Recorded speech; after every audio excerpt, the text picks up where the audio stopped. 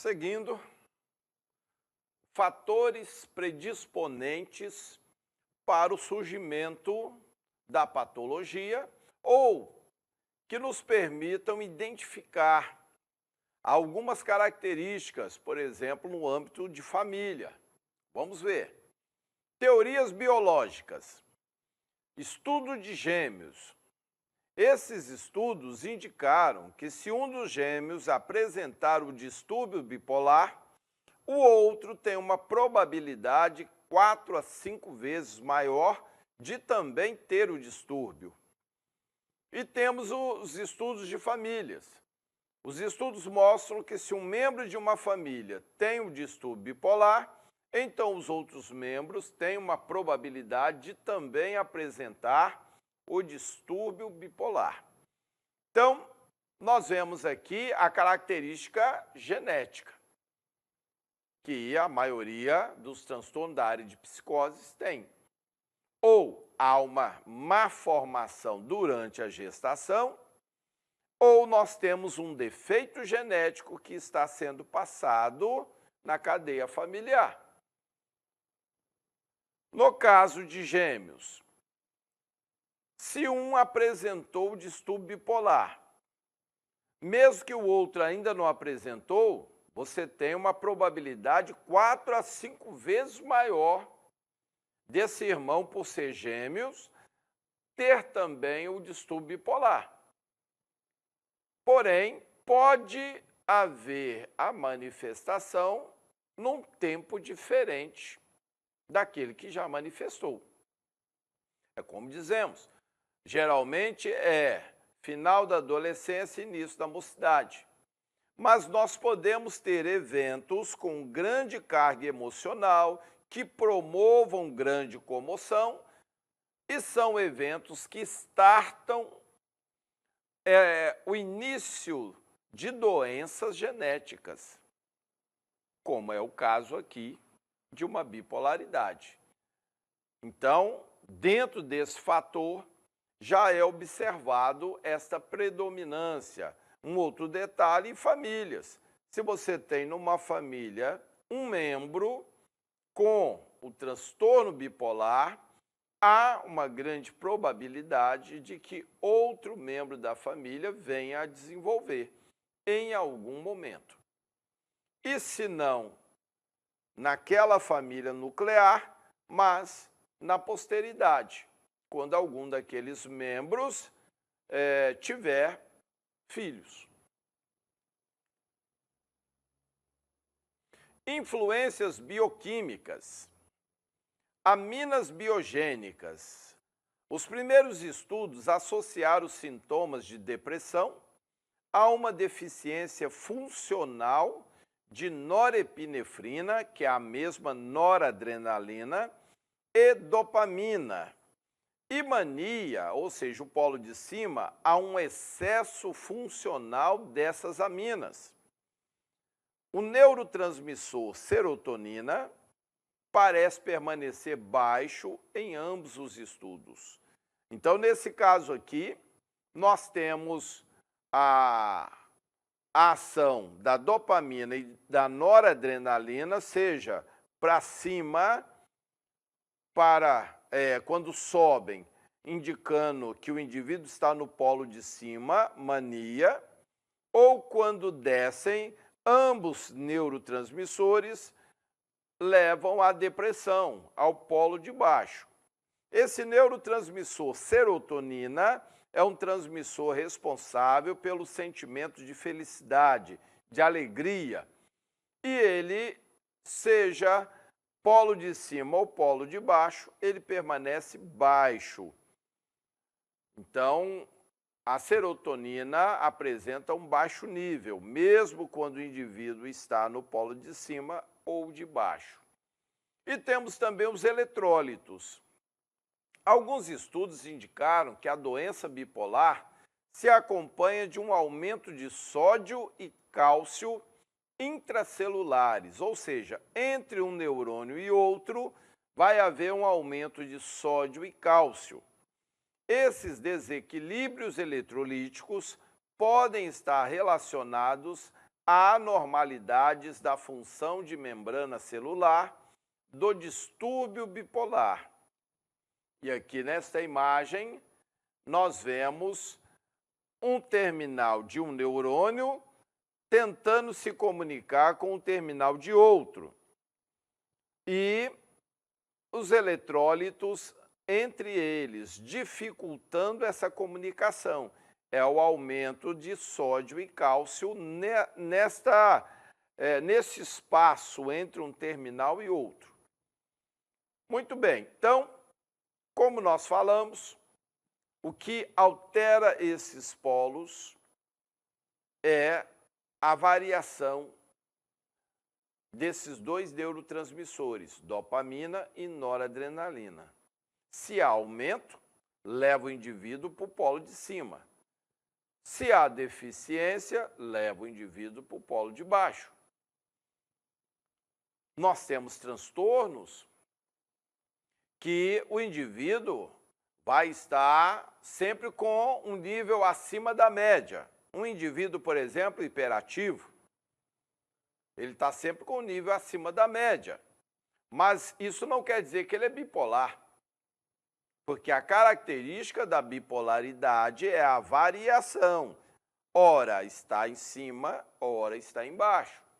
Ou seja, estes níveis de dopamina e noradrenalina se alteram com facilidade, para mais ou para menos. E isso é o que faz com que o indivíduo tenha uma alteração brusca de humor. A bipolaridade é um transtorno de humor, uma mudança rápida no humor. E este aumento foi verificado, este aumento do sódio e cálcio entre os terminais dos neurônios, impedindo uma boa comunicação. Aqui nós vemos a importância da dopamina.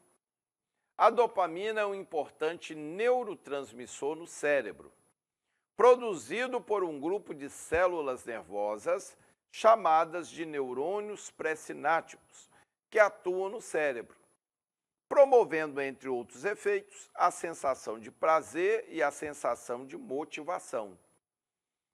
E aqui você vê, nesta imagem, a parte de cima, um neurônio se comunicando com outro e muita dopamina entre eles. Então, há um movimento normal, uma comunicação normal entre um neurônio e outro.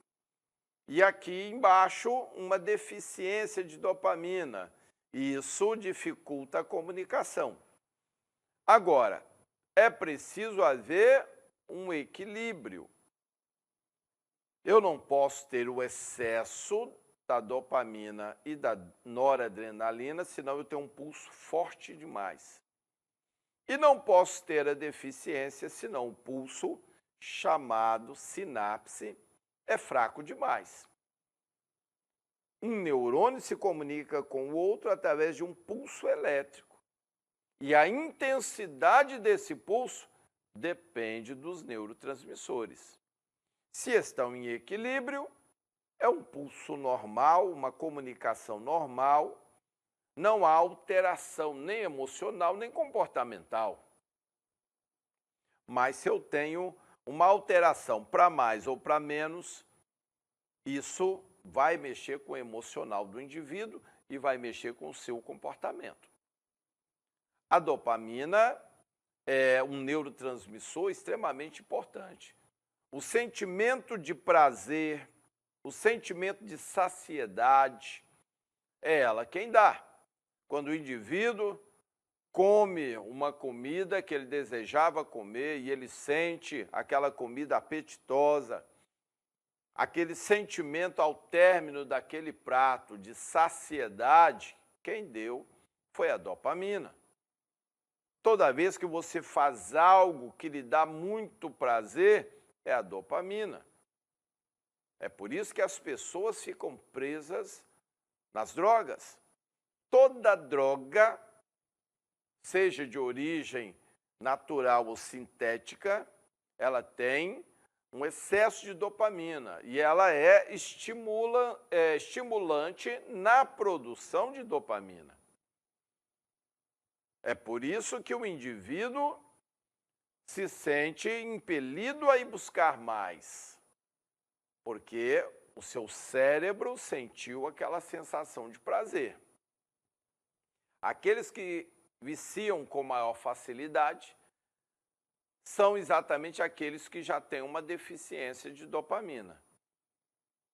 O cérebro não está produzindo o suficiente. Aí o indivíduo adiciona ao seu organismo dopamina.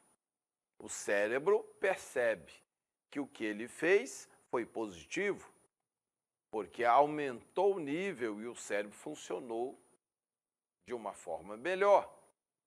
Então, ele vai e induz no indivíduo o desejo de buscar mais, porque ele não está produzindo o suficiente.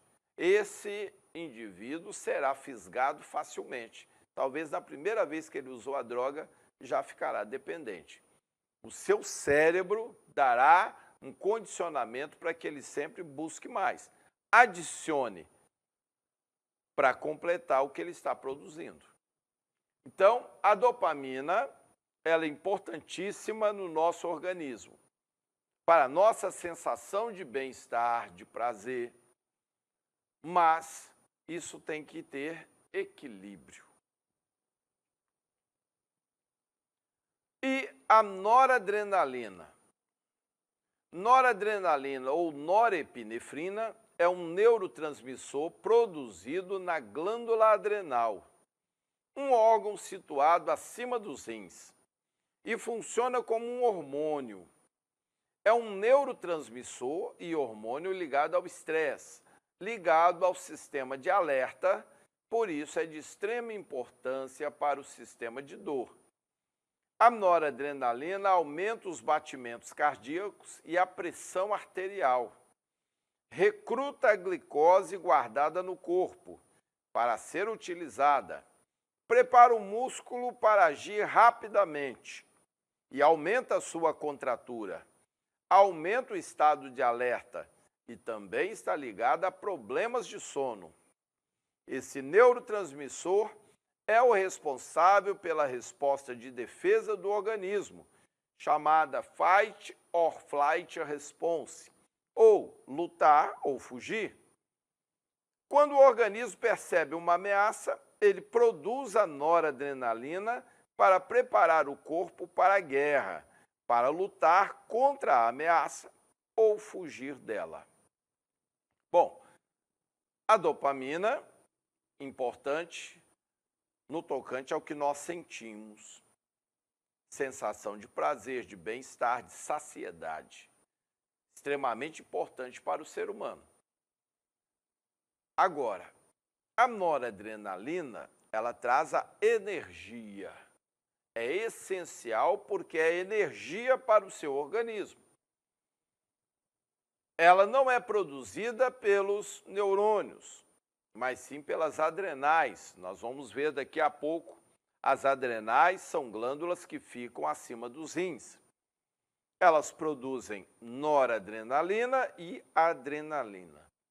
Ambos são energéticos para o teu corpo. A energia que você precisa para uma atividade física, para um esforço, para uma luta, para correr. Toda a demanda do seu organismo que necessita de energia será provida por esses dois neurotransmissores, adrenalina e noradrenalina. Ele fala aqui sobre a questão do circuito de medo e de dor. O que é isso? Nós já comentamos aqui que no sistema límbico existe a amígdala cerebral que, quando o tálamo, que é aquele filtro com informações dos traumas, daquilo que você vivenciou na infância e te trouxe muito medo, te trouxe dor, qualquer situação muito desagradável que a criança decide que não quer passar mais por aquilo. O tálamo, o nosso filtro, ele é o responsável, então, para promover essa evitação. Não deixar que você passe por aquilo de novo. Ele, então, tem registro de tudo que foi ruim para você. Ele aciona a amígdala aciona as adrenais, para que haja uma injeção de adrenalina e noradrenalina no seu sangue. Uma resposta muito rápida que dispara o seu coração, aumenta a frequência cardíaca, aumenta a frequência respiratória, tonifica a sua musculatura, te dando mais força, te dando velocidade, ou seja, te preparando para enfrentar um perigo ou fugir do perigo. Para isso, há essa descarga de adrenalina. O detalhe é o seguinte, é que em algumas situações nós temos esses níveis fora do padrão e não sendo injetados no momento certo, num momento de perigo real, mas sim, no caso aqui, pelo transtorno. É o transtorno que promove o desequilíbrio e faz com que as adrenais injetem muita noradrenalina. Estamos falando mais da noradrenalina porque a adrenalina, ela age mais do pescoço para baixo, acelerando o coração, frequência respiratória, órgãos vitais são alterados. A noradrenalina vem para o cérebro e ela acelera o cérebro do indivíduo, mexe com suas emoções e comportamentos. Por isso, aquele comportamento maníaco do bipolar. Quando falamos desse nível mania, com certeza você já ouviu alguém falar, fulano é maníaco, ou prender um maníaco. Prenderam alguém que tinha atitudes fora do comportamento normal. Atitudes de um louco, de alguém que não tem a sua psique funcionando normalmente. É exatamente o que acontece com o bipolar. O nível sobe tanto ao nível de mania que lhe traz confusão mental, lhe traz a falta de domínio de suas ações. No nível de hipermania, aquele nível mais alto, ele pode chegar até a não reconhecer uma pessoa de sua família. Ele pode agredir a mãe, agredir uma filha, pessoas que ele ama. Ele pode quebrar a TV nova dele, que ele acabou de comprar e tem lá 2, 3 anos para pagar, e na hora do surto ele vai olhar aquilo como se fosse nada e vai quebrar tudo. Por quê? Ele está maníaco. Ou seja, todo maníaco é alguém que transita no nível de mania. O bipolar 1 alcança esse nível. Aqui nós vemos a imagem dos rins, os 2 rins, e esta parte amarela, como se fosse uma gordura acima do rim, é a glândula adrenal. É ela que vai injetar, você pode ver na imagem aí ampliada, que há alguns vasos ligados ao rim e ligados a ela. São esses vasos que vão transportar adrenalina e noradrenalina e injetar no sangue, diretamente na corrente sanguínea, pois o sangue é filtrado aí no rim. Então, é uma resposta muito rápida. Nós temos aqui também uma outra imagem, os 2 rins e acima as glândulas adrenais ou suprarrenais que sintetizam adrenalina e noradrenalina. Até há um comentário sobre a questão da doação de órgãos. Observe que cada rim tem uma adrenal. E quando alguém doa aquele órgão, ele tem que ir completo com adrenal. Porque o indivíduo que tem uma falência dos rins, ele precisa de um rim completo, que tem uma adrenal para gerar nele adrenalina. Mas aí nós temos um problema, porque o indivíduo que cedeu o rim, ele agora só tem um rim e também só uma adrenal. Ou seja, o volume de adrenalina e noradrenalina que ele vai produzir agora será baixo, apenas a metade. E o outro que recebeu também produzirá apenas a metade. Então, é comum o transplantado ter um pouco de depressão, como também o doador. E se imagina que é porque perdeu um órgão, né? Cedeu um órgão, mas não é. É, na realidade, a produção de noradrenalina e adrenalina que caiu pela metade.